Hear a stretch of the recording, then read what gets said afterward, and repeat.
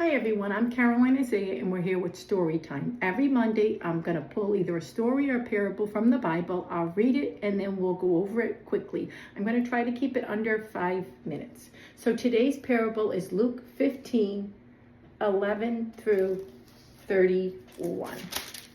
The Prodigal Son. The parable of the prodigal son. Then he said, a man had 2 sons. The younger of them said to his father, Father, give me the share of the property that falls to me. So he divided his estate between them. Not many days later, the younger son gathered everything together and journeyed to a distant country and there squandered his possessions in prodigal living. When he had spent everything, there came a severe famine in the country, and he began to be in want.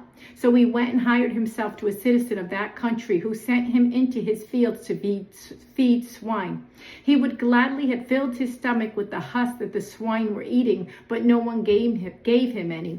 When he came to himself, he said, How many of my father's hired servants have an abundance of bread, and here I am perishing with hunger. I will arise and go to my father. I will say to him, Father, I have sinned against heaven and before you. I am no longer worthy to be called your son. Make me like one of your hired servants. So he arose and came to his father.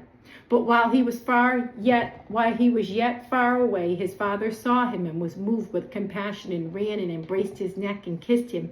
The son said to him, Father, I have sinned against heaven and before you. I am no longer worthy to be called your son.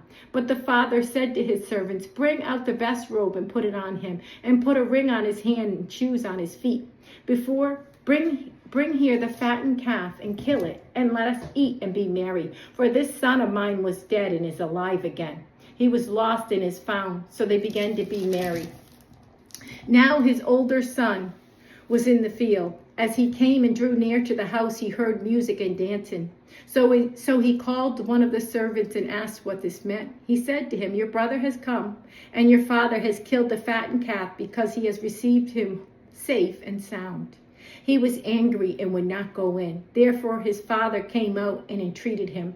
But he answered his father, Look, these many years I have served you, nor have I ever transgressed your commands. Yet never have you given me a goat, so that I might be merry with my friends.